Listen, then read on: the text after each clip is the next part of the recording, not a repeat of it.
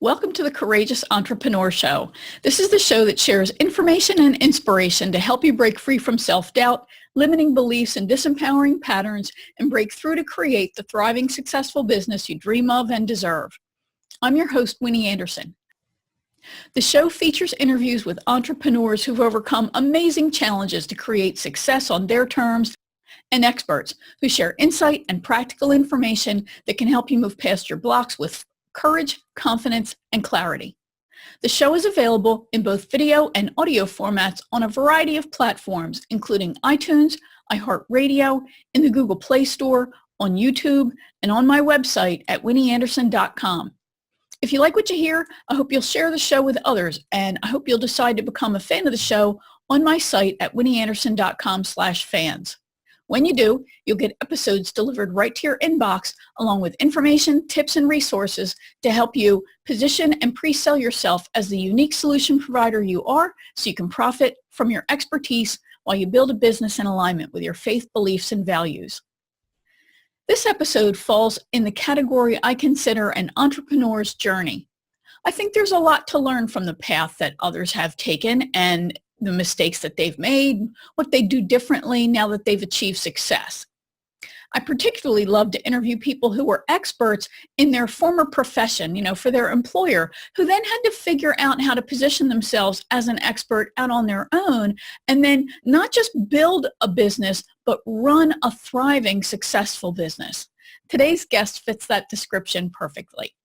Andy Falco Jimenez was forced to retire from the Anaheim Police Department after 21 years, with many of those years spent as the top canine officer on the force. Andy was a recognized leader, sought out by other community police departments to do canine training, and was a nationally recognized speaker on topics related to training and building a canine unit. But a pair of car accidents while he was on duty led to some scary symptoms for him and showed him how little he meant to the organization. Forced to retire, he had to find himself and build a business to fully support his growing family. He candidly shares how he did that. You'll hear the mistakes and, most of all, what he did to persevere and become someone who now helps others become the recognized expert in their field too.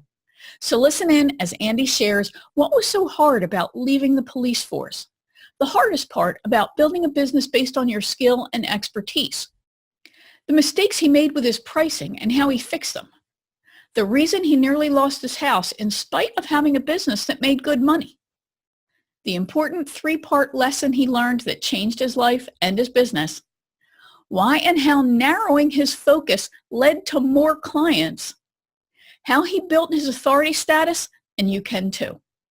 As always, listen all the way to the end, where I'll share your cocktail exercise and action step for this episode.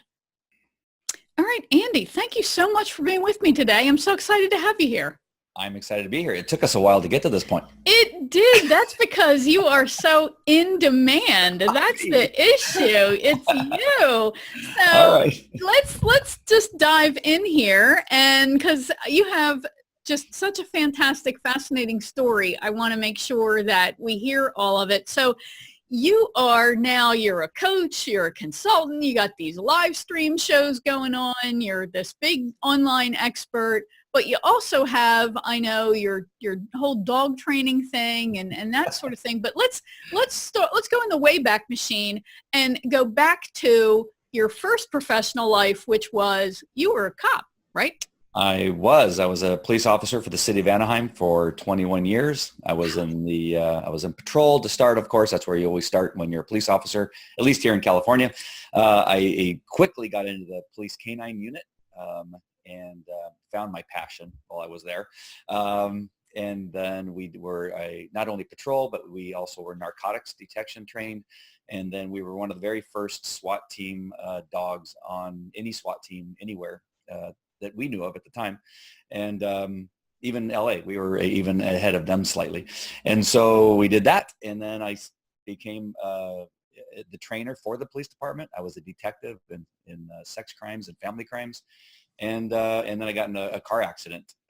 Actually, I got into two. I got into one, and that kind of started the little bit of head trauma that I had, a little post-concussion syndrome.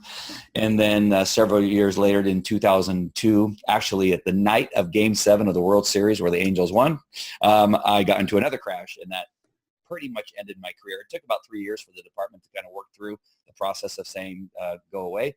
But that's what ended up retiring me, is the post-concussion syndrome I was going through.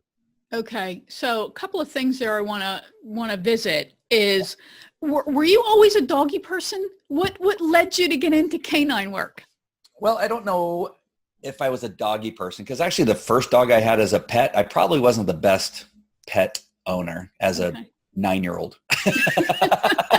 Who is at that point? I like the thought of having a dog, but like many kids, the picking up the poop and the grooming, because it was a Cocker Spaniel, was the first dog that I really, really wanted, named Spanky. I liked having him as a pet because he would pull me down the street on the skateboard, and he was really cool and nice, and it seemed to like everybody. But it was, I wasn't great at the other stuff, right? As many people are. Right. So, but I know for sure at that time I was really interested in training animals, and I always thought from the time I can remember that I was going to be a dolphin or whale trainer at SeaWorld, because I loved SeaWorld, and so I really truly thought that's what I was going to do. Even in high school, I was taking oceanography and science and biology, because I thought that's where I would end up. And so to answer your question, I think more or less I was interested in animals and nature, and the training of the dogs and that kind of stuff was part of my life. But it really didn't hit me until I became a cop that was, oh my gosh, this is the greatest thing ever. That's so awesome. So what makes canine cops different from regular cops? Obviously you go through some kind of training, but why is that like a higher level, would you say, of officer? Well, I guess it depends on who you talk to. If you talk to me, yes, of course it's a higher level. What makes us different is that you never, all the other jobs in the police department, you go home and you can actually get away from it. Where canine, you can't. You drive the dog home, you live with the dog, you drive the police car home. So the police car is parked in your garage, and it is, you never leave it. You got to take care of the dog every day. You have to, every time you're with your dog, even your pet dog, you're training your dog, right? You're helping the dog understand what it can and can't do. You maintain the rules just like you do with children. And so when you take your police dog home, you have to know that if there's something that you're not doing correctly at home, it can affect you on the street and make your dog less effective. So it's one of those things that just, as long as you're in it, I was in it for a very long time, that it's 7 days a week, 24 hours a day, 365 days out of the year, that you're responsible for the city's dog and their equipment at your home. And so that's really a big difference between anything else that's in the police department. Yeah. Okay. So yeah, that makes complete sense, but I hadn't stopped to think about it. So yeah, you are different because you're on duty 365 days a year. Really, you're never off. I guess all cops probably feel the same way, but I can see when you're walking around with that dog, yeah, and it's hard to say no when they call you and say, hey, we need your dog. There's a guy hiding in Walmart, and at 3:00 in the morning they call you, and you got to get up, get your dog, get in the car, and go to the station and go try to find that guy, because that's the one tool that can do that very effectively. Yeah. Okay. So now the accident and how it literally, like you, knocked me out of work. How did they decide that, why is 2 strikes your limit? Was it the nature of the injury? Did you have to, did you go through the whole neuropsycho, evaluation and all that to make a determination that you can't go on, or do they just have a rule, 2 strikes and you're out? Nope, nothing like that. But okay. The first crash, well, understand this also. I played football growing up as a kid. I pole vaulted and was ranked very high in the state. That has nothing to do with it, but I was pole vaulting a lot, right? And poles break from time to time, and sometimes you miss the padding. And then as an adult, I started playing ice hockey and roller hockey and foot hockey. And so that also contributes at some point to, what's going on in your noggin and the amount of times you have to take a hit here and there or fall on the ground. Just understand that even a fall on the ground can cause a concussive act in your brain and begin to cause some injury. And each time it happens, it's compounded. It's not just Correct. doubles. It like just gets worse. So the two major crashes I had, the first one probably was enough because I had memory loss. I would get lost. I would forget things. But the difference then was mostly in me. I was a cop. I was a man that felt that you cannot share your pain, discomfort, that you're getting lost, that you're getting scared, that you're having anxiety, because you just can't, right? Because you'll get called a bunch of names from your buddies at work. You don't want to seem less than. You don't want your wife to think you're weak. You don't want people around you to think you're weak. And so you hold it in and you hide it. And so that, but it was painful.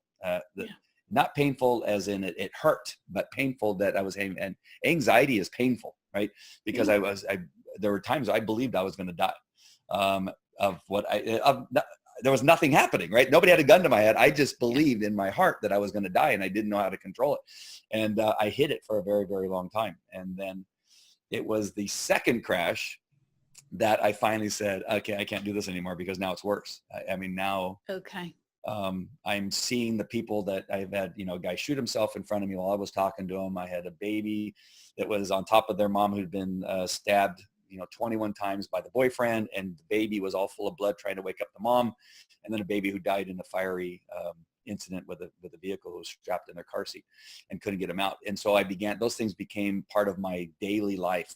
I was seeing them, and it happened more often after the second crash. So that kind of like, I got to tell somebody, and that's when you make it known. Now the city goes, oh, well, we can't trust you, right? But it became that. I love my career as a law enforcement officer. I loved everything I did. I loved the people that I could help. I loved the people that helped me. There was a lot that I really, truly loved. I traveled throughout the world because of being a law enforcement and being in the canine unit. I did a bunch of things. The thing I hated is how they treated me after my second crash. That was horrific, what they did not do for me. And now it became a battle. So now when you're fighting to be healed, fighting to see the right doctors, and they're not sending them to you, now it becomes an adversarial. What's the word I'm looking for? Adversarial? Adversarial. That's the word I'm looking for. Adversarial kind of relationship. And we hated each other towards the end. And I think part of them retiring me was because they got tired of me demanding them to do something.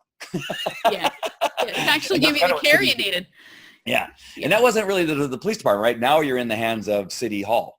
And now City Hall, workman's comp is an entirely different monster. And and they drug their feet. There was a lot. And so I think part of it, and I'm sorry that this is taking so long, but the answer to your question was that it was just all of that stuff, is that I finally spoke out. And now that I spoke out, and I was healthy, right? Overall, physically healthy. Like if you just would have helped me, I would probably still be at the police department today, right? All you had to do is send me to the right doctor, right? I asked to be sent to the Anaheim Ducks doctor who knows how to deal with concussions. They said, what, are you kidding me? You just take some more ibuprofen and everything's going to be okay. Yeah. I go, what does ibuprofen have to do with I'm getting lost, right? They kept feeding me this, and I just kept, piling up and, saving it for whatever reason. I don't know. Yeah. But it was, so anyway, that's what ended up happening. They handed me my badge and they said, retire. Here's your, your retirement. You're going to get it for the rest of your life, and just go away and leave us alone. And so I did, not happily, but I did. Right. So there was no job inside the department that you could have possibly transferred to, and I laugh because it's so frustrating because, and I have my own head injury, my own issues, and because everything involves thinking, right? And then there's the stress and what triggers that anxiety. So understand this. And again, I'm only going to say this because it's important to the story, but I was looked at as one of the leading experts in police canine in the world at the time. I was teaching all over the world. The city was sending me places. I mean, they were paying me to go other places to teach other police departments how to run their canine units. I mean, that's kind of how highly they thought of me. Yeah. And I was doing that even after the crashes, and they were still kind of benefiting in the sense that, hey, he's our guy. He's the guy that we trained, and he's one of the best in the world. And they had my trophies. They had all my awards. I was Officer of the Year. I had gotten a Career Achievement Award. I was on the Disney Channel. I was doing a bunch of stuff, right? But yet I'm this horrible person Right. that can't be around.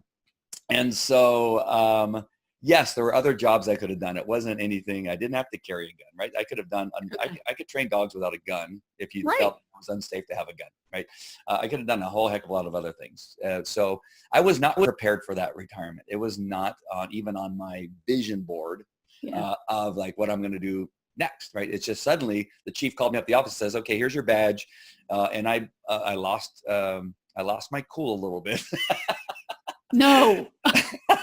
Said what? Because there's guys limping to their patrol cars and getting inside their cars, right? There's guys that are all hunched over because of all the pain that they're in. And yep, they're going away out on patrol. I go, you're letting that guy go out on patrol. Right. I am healthy, right? I need help with what's going on in here. That's all I need help with, right? You help me with that, and I'm one of your most healthy guys on the SWAT team, doing all the things I can do. Just help me with the concussion syndrome, migraine headaches, just the vertigo that I was going through. And let's say that I get the treatment. Now we make a more educated decision on what it is that I can do for the police department and be a benefit to the citizens of Anaheim. I mean, that was my thought, but they had other thoughts. Well, you're letting me vent.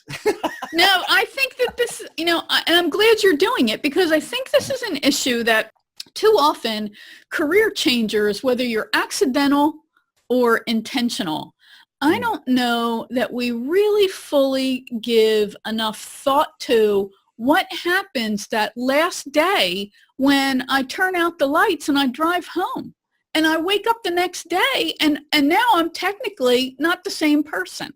Yes. I don't have that place to go to.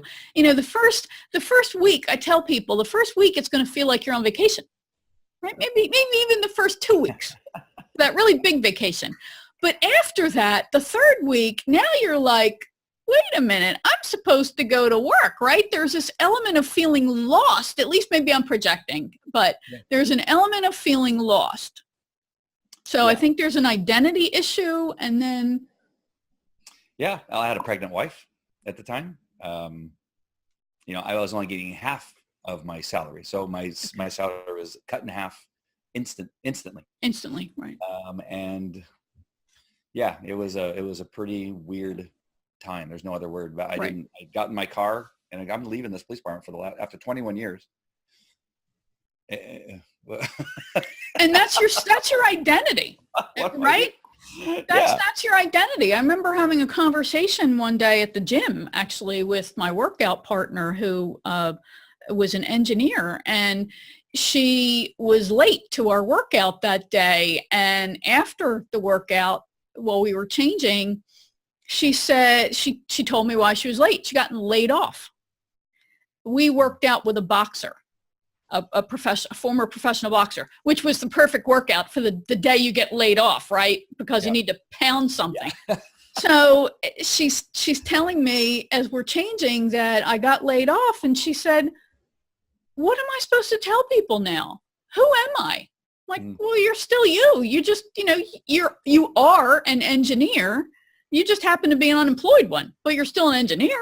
Yeah. Right? You're still you.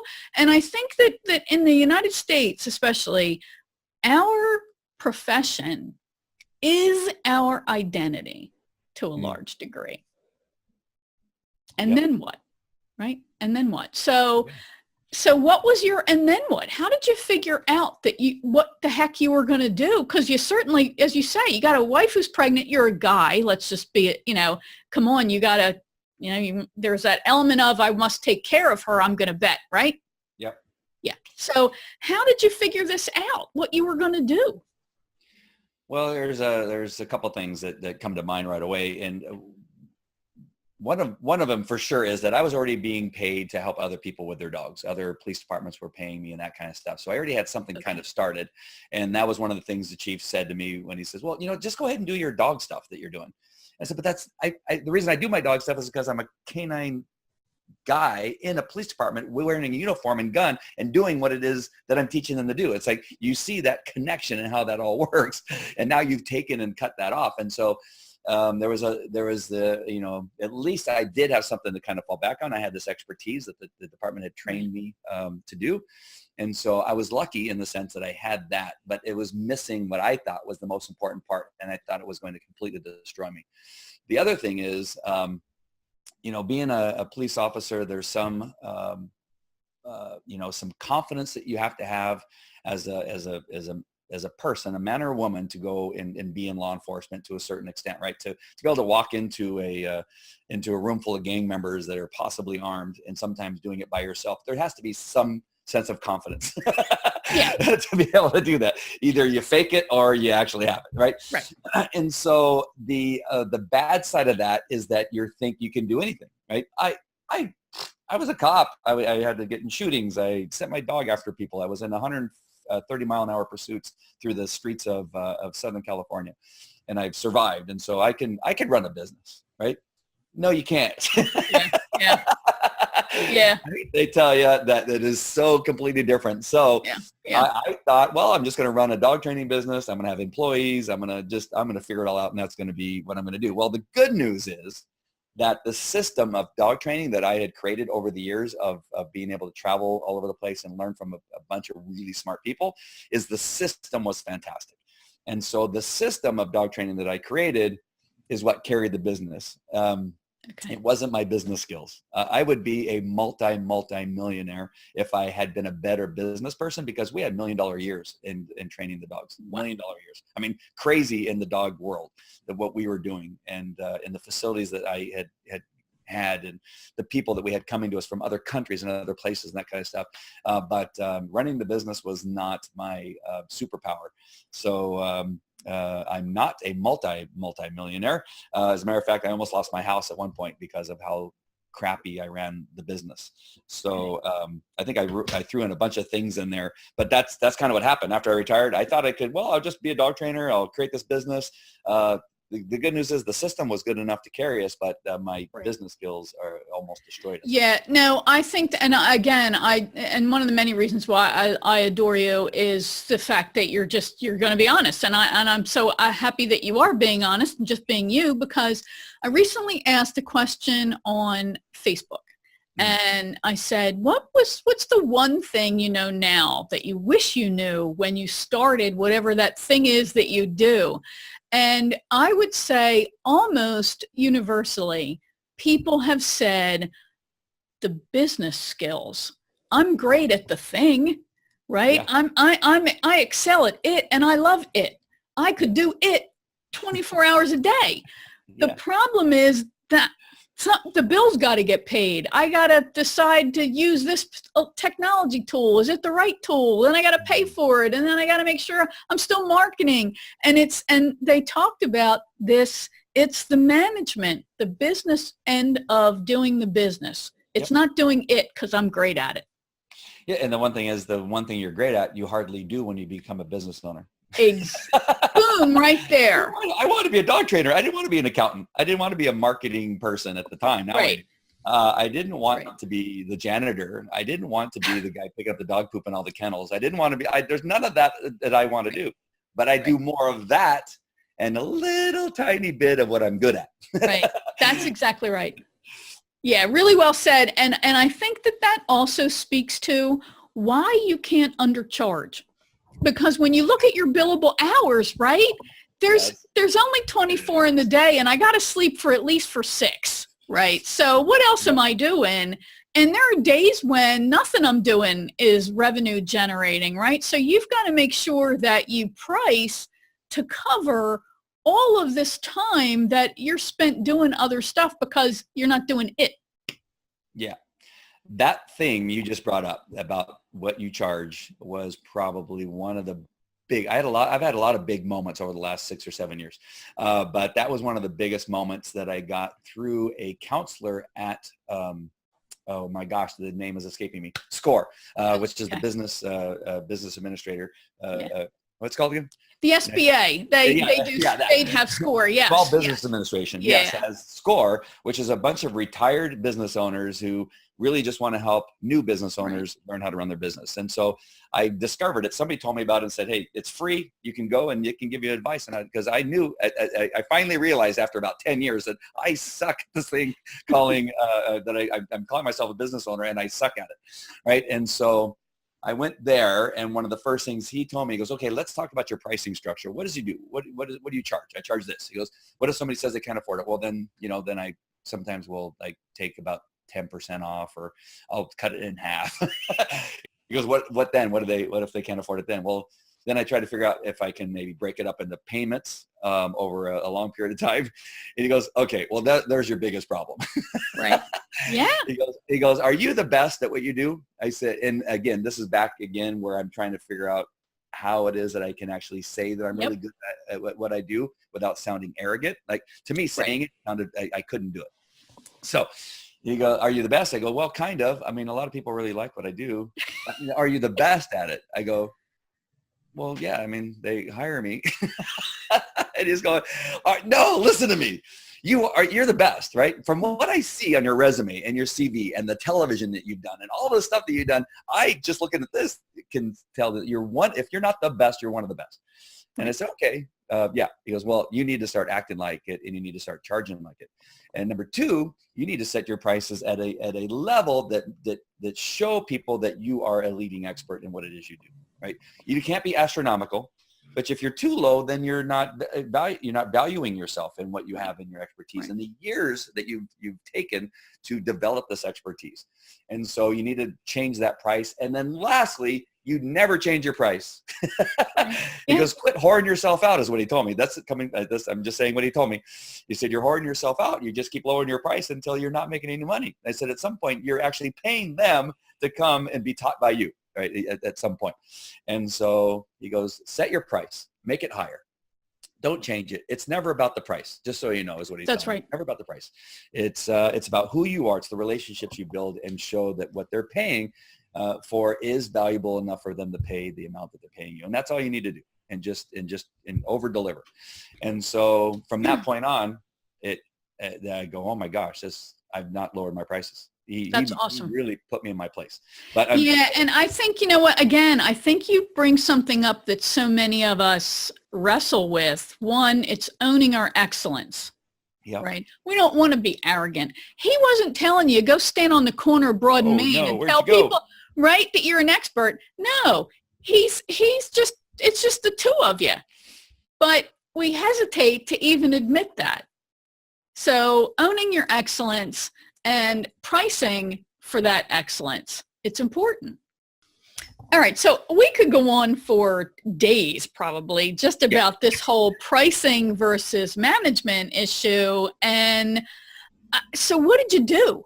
Basically, I mean, really, what did you do? Because you are this incredible world recognized dog trainer. How did you manage to deal with running the business? Did you have to hire somebody or what? Well, I think the first thing is that I had to really sit down and say, okay, what have you done? And really look at, the training that I had, the success that I had, the failures that I had that I learned from. Right. And I like to journal. So I was, at that time in particular, I liked to journal. So I had a lot of notes and stuff. And I first had to convince myself that I was an expert. That was really the first thing I had to do. I had to look in the mirror, and I've told other people to do the same. When you are going to move forward and sell something, a product or a service or a coaching, program based on what it is, it's going to be really hard for you to do that if you don't believe that you are an expert in what it is you're doing, that if you don't believe in yourself. And so I had to literally stand in front of a mirror and just tell myself I'm an expert, and to not look back, that I'm not going to apologize for it. I'm going to say it in a way that hopefully does not, repel people. I mean, that's really obviously really important, but you just got to be able to not only say it, but show the proof on some level too. This is what I've done. I had contracts with Disneylands all over the world, right? I was training their bomb dogs and narcotics dogs. I had trained, major medical centers that had atomic devices for some of their nuclear medicine and that kind of stuff that I was training bomb dogs for. I did work for Steven Spielberg, and I was on Animal Planet, right? And so I go, okay, I think that's enough. And then up to that point, I was going, well, I'm kind of, no, gosh darn it. I mean, it would be really hard to do any of those things for any period of time without having an expertise in it and be able to say, you know what, yeah, I'm an expert in it. I've done really well, and we've changed many lives with what we've been able to do. And just say it and own it, and do it in a way that obviously doesn't repel, like I said before, but do it in a way that really tells people that you're in the right place. And if you need help with this thing, I am the person who can help you with it. I know enough, and I've experienced enough, and I've made enough mistakes, right, to know what I should be doing now that I shouldn't have done in the first place. And so that's the first thing. The next thing is that I set my prices. I asked what people are charging to be an expert in other things. And right around $350, I'd say, would be the average an hour for a really good attorney, a really good coach that knows what they're talking about. And that was kind of the median price that I was coming. I've heard everything up to $600. Of course, you have your $10,000 people. I just didn't. Right. I meant, so that the average person who really needs an expert, what are they going to pay? And right around. So I started charging $200 an hour for my time. And so that was the guide for everything. Mm-hmm. And so from that point on, everything was based on that guide. And so, and I never changed it. I've increased it. I'm up to $400 an hour now, but I've increased it. And I have more customers after I increased it and made it solid than I did before. I had less customers when I was going half price and going, well, what can you afford, right? They were quickly going, well, I want to go to this other guy who's way more confident that he's charging me what he's worth, because he must know more than you, because he's not charging $20 an hour. He's charging $200 an hour, right? Yeah, that's a really great point as well. And I love your analogy of what would a solidly priced attorney charge. Yep. I use the example of doctors, right? Mm-hmm. When you're sick, and obviously, your concussion was a great example, because I wasn't working with losers either. I was ready to, no, I want the best, right? So yes. You don't start out looking at, hey, I wonder what neurologist is really average. Yeah.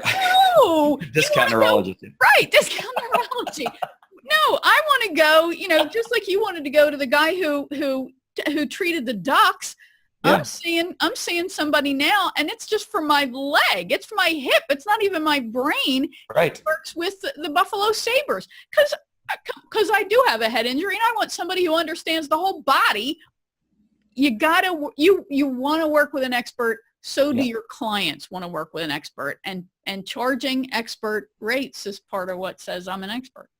Yep, for sure. And that really is the thing that really began, because now I started walking differently. I started talking differently. My the stuff that I would write in emails, the website began to change. Everything began to change because of that mindset. My mindset changed everything, which now when people came, they go, oh, this is where I'm in the right place. And one last little tidbit is that also the most difficult clients you will have are the people that you do things for half price. They will always be your worst customers. Always.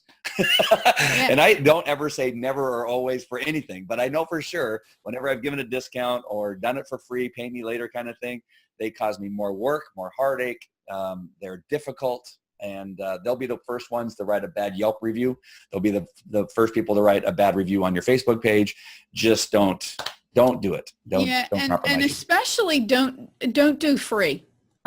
When I started out, I did a lot of free stuff, and you have to do something to build up your own courage to be able to own your own expertise, as you just illustrated.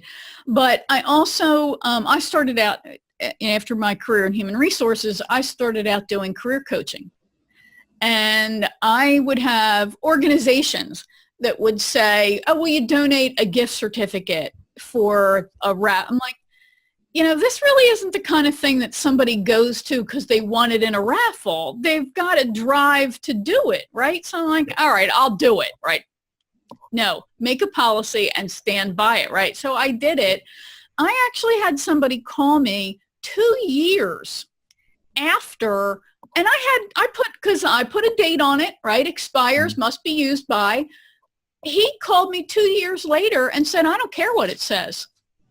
Yep. I expect you to do this. And I said, I don't care what you say. I'm not doing it. Yeah. So, but that was a really uncomfortable position for me to be in. And every time I donated a gift certificate, I got somebody who would harass me. I'm giving you something free.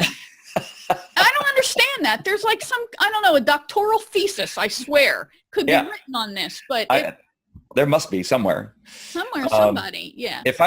When we give away stuff for free, it's an evaluation. That's really the only thing I give away for free. And the evaluation isn't necessarily for the customer. Right. It's for me to decide whether I want to work with you or not. Yes. And so we look at the problem, we identify the problem, we say, okay, this is going to be the right program for you over here, or this one over here, or this one right here, or you know what, we're not right for you. Right. And so it allows me, so that's kind of the free thing I give away. However, when I do charge for it, which is probably what I do more often, it's $100 for the evaluation, for us to kind of look at what you and your dog, and I'm talking about the dog business right now. Right. That $100 can be used towards the full price of another program. Right. So I do that also. So I want them to make a commitment. They're paying money because they're more likely to show up and be there. I'll spend a little bit more time with them if they did pay that $100, and then they could use that $100 to pay for a full price of something else. So essentially they can still get it for free, but I want to see the commitment. I want to see them show up, and I want to know them. I want to know that they are committed to fixing the problem with their dog. And so there's two ways of doing that. Free, look at it as you're trying to decide whether you're going to do business with them. And another way is that you can kind of apply that fee, whatever that was, to something else. Yeah, I love that. And I really recommend that especially if it's an opt-in or some kind of lead generating type of thing, that it be something, I don't want to say hurdle, but that it be some kind of qualifying process where you're learning about them, like an assessment. I love those because they've got to take the effort to then fill it out, right? So many people will download something. I've done it myself, download something, never open it. But you're going to take this assessment, and then if you send it back to me, now I know you're really interested, right? So you're qualifying them while you're educating them as well. So yeah, I think those are great maneuvers. So you were running the business, you finally figured out, all right, I got to run this business right and actually make money out of it. And you started marketing it, right? How did you start actually marketing the business? Yes. Can I add a step? You can, please do. I think the next thing I did is I found an assistant that knew all the things I hated, that all the things I despised, because it was hard for me to do anything else because I was so busy just trying to keep, not even ahead of stuff, just on top of stuff. I was getting buried with all the crap, right? All the IRS stuff, if you run a business, you know what I'm talking about. And so I had to find somebody that would also call people that I didn't like calling people and asking them to pay their contracts, right? I hated that too, trying to get paid for some of the contracts that we had with some of these places that I named earlier, which were almost impossible to get paid from. Governmental agencies, big corporations, the worst. And so the very next thing that I did after setting my price is that, okay, now I can afford now to get somebody to do the things I don't like doing. So my first thing was finding an assistant that answered the calls, emails, did the accounting to the point where we can send it to a real accountant. And so I think that would be the second most important thing that I did besides deciding that I'm an expert. So really important. Yep. So how did you start to market the business much more, elaborately, getting online or what? Yeah, well, that's good. This is a good place to start. So the good news for me, and I had good news, bad news. The good news is that I saw early on that video was an important place to be. Yeah. And that was at the time, back in the day when before YouTube started, there were these things called DVDs and VHS tapes, right? Yeah, you remember those? And so I began to record training videos because there was one other guy doing it in the business that I knew of. And he was charging like $75 for like a 30-minute video on VHS that was horrible. It was horrible. You didn't even know what he was even talking about on the video. Yeah. I go, he's charging $75 for a VHS tape that has no information on it. And so I began producing these tapes and things like that and selling them and really beginning to understand. And they were bad. Mine were bad too. They weren't as bad as the other guy, but they were pretty bad. Everybody's was bad back then. Yeah. Doing it yourself. Yeah, because I was going, hi, my name's Andy. I'm playing a dog. I'm nothing like I am now. I'm way more relaxed and hopefully way more funny. But I was just watching one the other day because I was looking for something and I found one. And I go, oh my God, you're a horrible person. And so that I charged for those videos. But anyway, but it started the process, right, of learning how to set up a camera, the lighting, the audio and that kind of stuff. And then giving a message into the camera. Again, they start off horrible. And I'm telling you, they will be horrible. Your first 10 will be horrible. They will be horrible. Did I say that enough? Don't let it stop you, because it'll lead to something. I promise you. So I promise you. So then YouTube came out. And so I then was one of the first dog trainers that I know of starting to use YouTube when it became more than just the dating. It started off as a dating platform, and then turned into a community thing, or a thing where people put all kinds of different videos. Right. And so that's when I kind of jumped in 2005 and began creating videos. Again, they were not fantastic. I started using green screen. I started using all kinds of stuff. I then hired a camera guy who followed me around every day, and his job was to shoot video. But I began to see the value in it. Yeah. And so that's the good news. The good news is that I got into video early. I understood it. I understood the editing process. I knew all this stuff. The problem was I didn't know who my market was and what my message for that market should have been. And so that was, although I was ahead of the game in video, I wasn't as effective as I could be. And it wasn't until I met a group of people down there in San Diego, Mike Hannings being the main guy down there, who has this thing called the hot seat that he called me up on stage in front of 300 or 400 people. Were you there that day? No, I wasn't. Okay. It was the next one that I met you at, I think. Yeah, I was hurting pretty bad. I was in foreclosure. There was a bunch of stuff going on, so I knew I needed to change my marketing.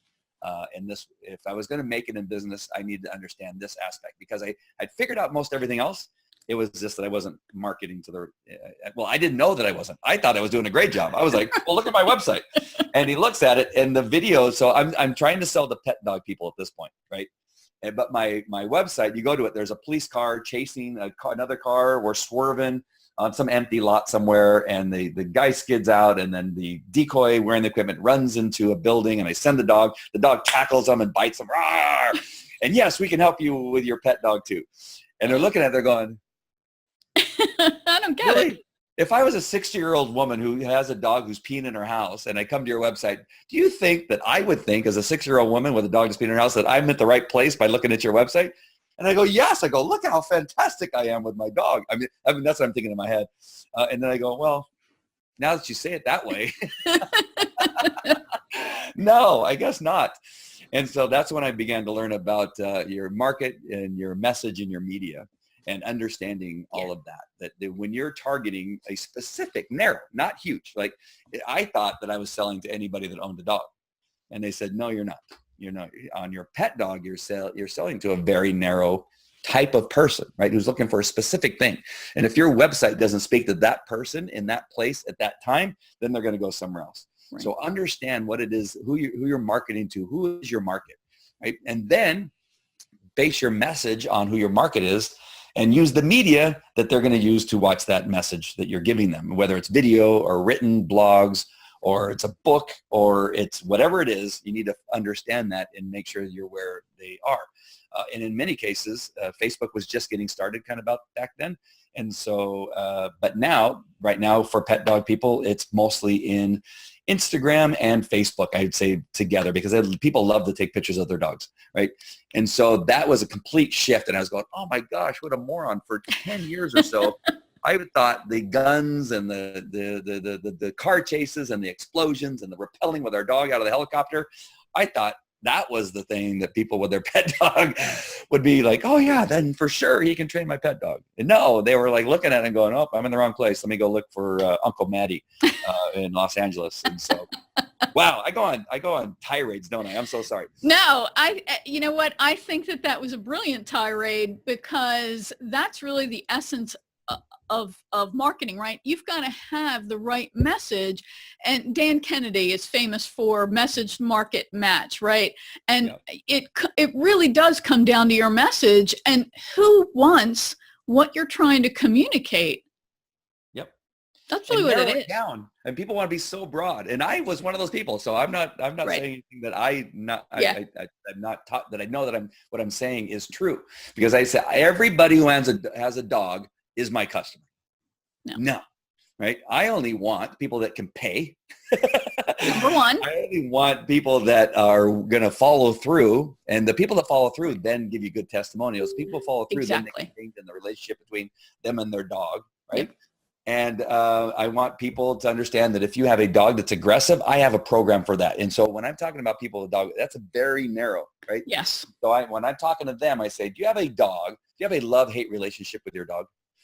A dog that when you don't even want to take on a walk anymore because they want to chase and bite the kid on the skateboard that rides by at the worst possible time, when you're holding a Coke in one hand and your baby stroller in the other hand. Do you have that happen to you? What would it be like if you could actually walk your dog down the street without ever having to worry about that dog chasing anybody? What would that feel like? Would you take that dog out more often? And so you see how the message begins to develop. I just made all that up right now. Exactly. No, awesome. Right. And so the person who has, oh my gosh, yes, I know it. Yeah, I've almost, my child almost went down this hill because I was busy trying to catch my dog, and look at this injury that I got, right?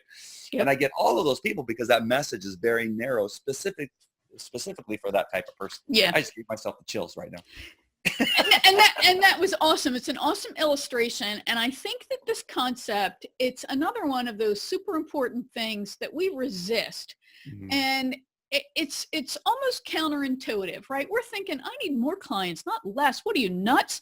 But in actuality, you become easier to find when you are narrow. And, before we started this, we were both catching each other up, and I was explaining, well, these are the people that I serve. And you were like, okay, yeah, I get it now. Yeah. Because that makes vroom. As soon as you meet somebody who that's a match, well, then you're going to send them my way. So we do ourselves a disservice by trying to please everyone. We actually become easier to refer to, easier for clients to find. And I think you actually, or this is, maybe I'm projecting, you hear no less because you're only talking to just those people, right? And it gives you permission to really be an expert in just those people. It makes your life so much simpler to be focused on that thing. Just simplifies your life a little bit. Right. It was a game changer when I learned that those three things, about market, message, and media, and really changed the way I wrote a book. I mean, just changed everything, right? It's like, oh, if I write a book specifically on this one topic, right? And then sure enough, I get on Animal Planet and National Geographic and Nat Geo. Cesar Millan calls me and says, hey, I hear you're the best. Like, he's calling me, telling me I'm the best, and saying we need you to help us with a show about pit bulls. And it was just basically because I really honed in on my message and the media. I mean, really, that was the change. And suddenly I've narrowed down, I've identified who I am and who I can help, and it changes everything. And then it just is so much better. Right. Yep. So what I find interesting then is how you ended up becoming this go-to person when it comes to live video. And can you talk about how that has shifted for you, and where does that fit in the Andy empire? Well, again, I think realizing way back when on VHS days that the video is somehow I knew. I don't think it was conscious at the time, but somehow I knew that it was, because I liked it, I guess. I like video. I'm much better at watching video than I am reading a book. And I know there's a lot of people that love books. That's perfectly fine. But for me, I needed to see it, hear it, feel it in a lot of senses. And then I began to think the people that were shooting the video were special, right? We're authorities, where their platform, it was created off of these videos that made me think that they were something more, right? And so I go, God, I want that. Yeah. I want to be in that position where people come to me and it's happened, right? I've had people watch a video go, oh my God, I've watched all your videos. Another one of those messages I just got right now is that I've watched all your videos on YouTube and everything. He goes, I'm just wanting to message you to see if I actually can talk to you. It was like, I go, yeah, you can talk to me. I'll let you. And so that was part of it. But how it's kind of developed is that I've really begun to see the power behind it, and in a lot of different ways. And so the most important thing I think that I tell people about how people begin to think I'm the authority in something is that I've created that. I've created the fact that you think I'm an authority on these things. And I'll tell you a funny story, because Facebook Live is not that old. So however old it is, I think I've lost track. I used to know exactly because I used to speak a lot on Facebook Live. But I saw a post in I think it was Moms Helping Moms. It was a bunch of mothers who aren't entrepreneurs. Mm-hmm. And somehow I found the group, and there was a message on there that said, we're looking for people to speak at our next social media conference that we're having, a 3-day conference, or it was a 1-day conference. It doesn't matter how many days. And so I said, Facebook Live had just gone live on Facebook, right? Okay. Just had started. And so I go, well, I want to speak on stage. And I was already doing video on YouTube, as you know. I was doing all these other things. And when Facebook decided to go Facebook Live, I've already been doing another thing called Blab and another thing called Periscope. Mm-hmm. And so I go, well, Facebook Live, we can go live in Facebook? How cool is that, right? And so I just looked at it. I created my very first Facebook Live, I think a week after it started. Like my account finally gave me the ability to go live on Facebook, only using the phone. You still couldn't use the computer. So I did it twice, right? And then I saw this message from this mom's group, and I typed to them and said, I am the leading expert in Facebook Live, and I can speak on your stage about how you can use it to really get your message out there, speak to a specific audience. And I just took everything I knew about shooting video and applied it to Facebook Live. And they go, oh man, we're looking for somebody just like you. The next thing I know, I'm the expert in Facebook Live in San Diego, speaking on a stage in front of 300 people. And why? Because I did it. I told them that I was the expert. So now only thing I want you to take away from this is that in the dog training stuff, I did for 20 years leading up to being the leading authority expert in dog training, in police dogs, bomb dogs, narcotics dogs, and then pet dogs, right? But in the Facebook Live, I'd only known a day before everybody else that I went and spoke of, and I was the leading expert. So it doesn't matter. And I know people say, well, I haven't been doing it for that long.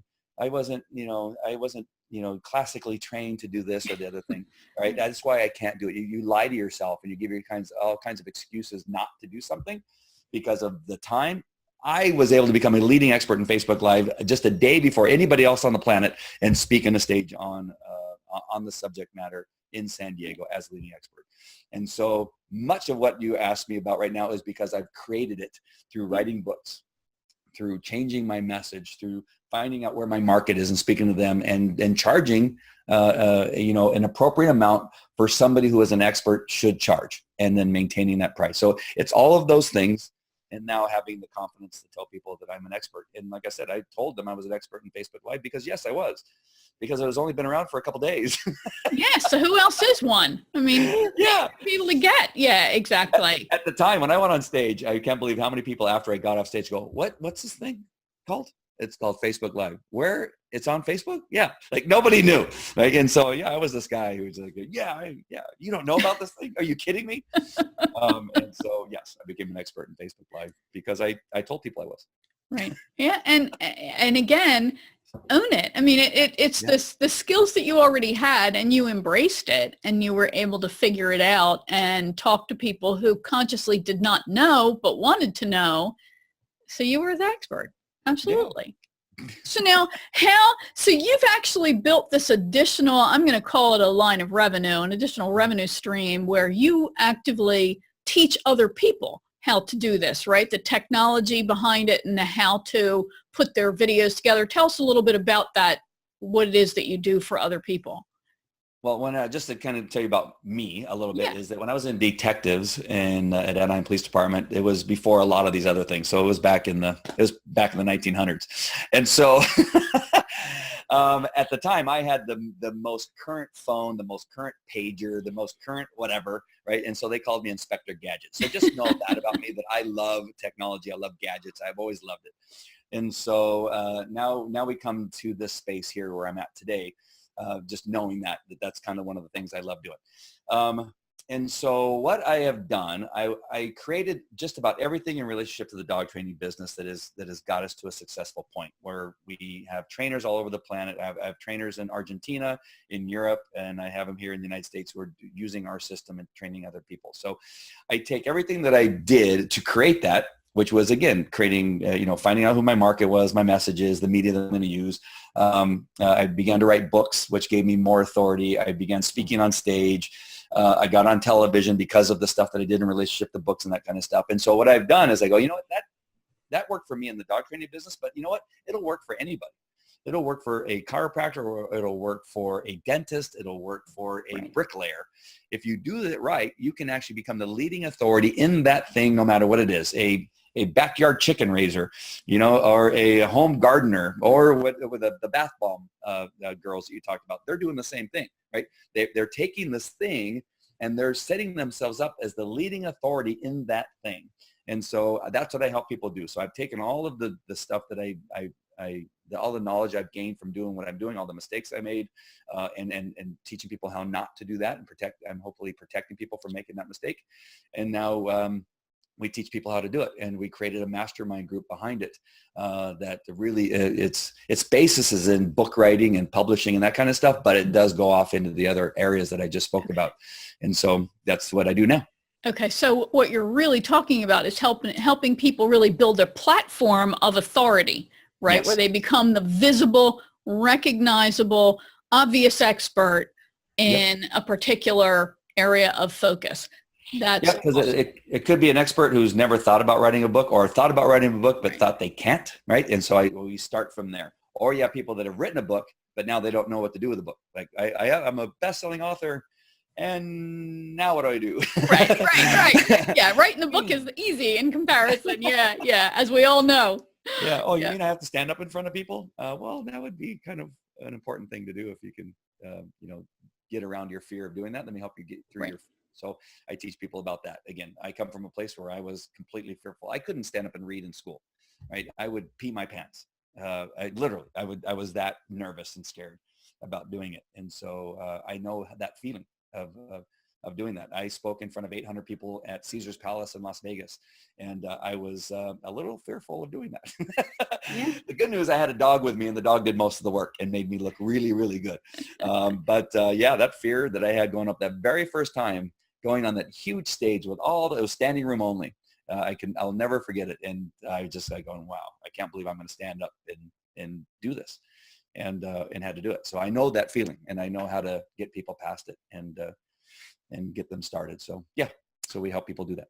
That's outstanding. So you still do the dog stuff, and now you have this additional line of business. That's exciting, where it's all just packaging your expertise as you continue to evolve and realize that, hey, I can teach other people how to do this. I keep trying to get out of the dog business. I just can't get out of it. It keeps coming back. I thought I was almost out, and then all of a sudden a bunch of interest came in. But they keep pulling me back in, I right? know. That line from The Godfather.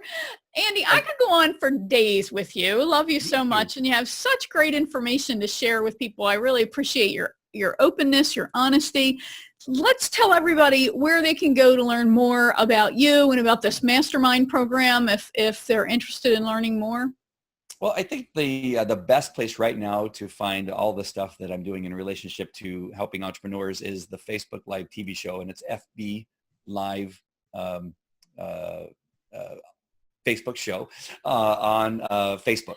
So you just type that in there. I'm sure there'll be a link somewhere they can find it, but that's probably where you're going to see most of the videos where I'm interviewing, some of the leaders in the niche, whether it has to do with, autoresponders or LinkedIn or how to use a camera or how to use lighting so that you don't look funny. It's all on the Facebook Live TV show. That's what that's all about, is helping people create their TV show, but it does talk about the other stuff. And then if you're interested in dog stuff, you just go to Falco Canine Academy in that Facebook page. The Facebook is the place to go right now. Right. Okay. So either one of those Facebook pages, you can see what we're doing and how we're doing it. Awesome. And of course, we'll have links to everything, all the ways you can reach Andy. We'll have links to the books that he's written, so you can check them out as well. But everything all Andy all the time will be in the show notes so people can get them. Andy, I can't thank you enough for being here. Just love spending time with you. And this has really been great information. Thanks so much. Thank you. I'm glad we finally worked it out. All right. I hope you found Andy's story and lessons he shared helpful. He's so much fun to talk to. I could have gone on for hours with him. If you like what you heard, please leave a great review for the show and this episode on the platform where you consumed it. And please share the episode and the show with your contacts and community. All right. So your cocktail exercise, also known as a reflection exercise. Now, alcohol needs to be involved. Don't drink and drive. Don't overindulge. All right, so think about what you could be doing that could be holding you back. How could you be getting in your own way? You know, Jack Canfield, the legendary author of The Success Principles and one of the stars of The Secret, he really talks about how you have to accept responsibility for all the things that you're doing, all the results that you get, and you've got to take action to change and create the success you really do dream of. Andy shared how he had to learn to accept his expertise. So if you wrestle with that, remember, no one wants to work with someone who's average. We all want to work with the person who's the best. Now, if you struggle with communicating and owning your expertise, there's a deeper story there. Andy alluded to it when he said that we don't want to sound like an egotistical jerk. Well, the key is to not go around saying you're an expert. The key is to demonstrate that you're an expert. This inspires others to recognize you as one and to call you one on their own. So that means that you need to produce content demonstrating your expertise. And Andy and I both think video is a powerful way to do that. There are other things you can do as well. You know, Andy talked about it. We've both published books. We speak. And we appear on other people's shows. So when you think about what does an expert do to demonstrate to other people that they are an expert, that is the kind of stuff that actually attracts clients, it attracts opportunities, and it helps you build your business. So back to the issue of what you're doing that's holding you back. For Andy, he wasn't owning his expertise. He wasn't charging like the sought-after expert with 20 years of experience that he was. And he was also caught up in doing everything himself. I did an interview with multi-New York Times bestselling author Mike Michalowicz. He's the guy who wrote the classic Toilet Paper Entrepreneur, Profit First, and The Pumpkin Plan, which is my favorite, and so many others. So he said that if you're going to build an expert-based brand, then you've got to get help as fast as you possibly can. Because if you don't, you're going to limit your impact and your income. So I really want you to challenge yourself. How are you holding yourself back? And then listen to the ways you rationalize and justify what you're doing. All right, now for your action step. I'm actually going to give you a couple things to do because I think this was really a powerful episode. So job one, raise your prices. You've got to be comfortable, of course, with what you charge because you've got to communicate it. And of course, you got to deliver value that justifies it. But you know you're undercharging. I don't care if you only raise them $10. Pick a number and raise it. After doing this episode with Andy, I raised my rates again. So next is to make a list of all the things you do in your business that aren't using your greatest talents and pick at least one that you're going to get help with. Now, Andy called it his superpower. What's your superpower? You've got one. Chances are you might have more than one. But the key is that in building a business, as Andy alluded, we're not just doing that thing we do, right? We're not doing it. And we're not doing it enough, in our opinion, because we're stuck doing these other things that are necessary. So that's why you really want to involve yourself in high value, high return on investment marketing activities And you want to make sure that as much of your time is spent in doing what only you can do. And as the expert, that's typically in the content creation. It's maybe in having marketing conversations and sales conversations with clients. It's all of that kind of stuff. But there are so many things that we tell ourselves that, oh, I have to do this. No, you don't. Systematize it. Get somebody else to do it. Just that's it. You've got to free yourself up to really do that high value stuff and to be the face of your business, right? That's something that nobody else can do but you. So if you think you're not financially ready to pay for help, then figure out how much you have to earn in order to get it. And please don't be cheap here. You want to be paid for your talent and expertise. Well, so do other people. Now that doesn't mean, you don't consider your budget, but don't make a decision based solely on price because you don't want your own clients to do that. So I'm going to list some resources that you can turn to for potential help, but you can also ask your colleagues, of course, who they use and where they find great help. And I'll also provide a link for you to that interview I did with Mike Michalowicz. It's very long, but it is really outstanding. I mean, when I think about the time that he gave me and the great tips he shared, it was really awesome. I think it's a perfect companion to this interview. All right, so if you're ready to become a courageous entrepreneur, you're a mission-driven, introverted coach or consultant who's ready to break free from underachieving, under-earning, and playing small. Maybe you're tired of feeling confused, frustrated, and overwhelmed as you try to break through to the next level of success. You're ready to get the support, the accountability, and guidance that you need. Then you need to consider joining the Courageous Entrepreneur Club. The club is made of small groups of no more than 10 people each, who are solo professionals and entrepreneurs who receive coaching, accountability, and support from me and also from each other as they move forward to come out of hiding, achieve the goals that they otherwise would lose focus on, and generally take their business to the next level of success. Group enrollment happens at specific times during the month, so if you want to learn more, go to winnieanderson.com/join the club. Thanks for joining me for this episode of the Courageous Entrepreneur Show. Remember, you deserve all the success you dream of.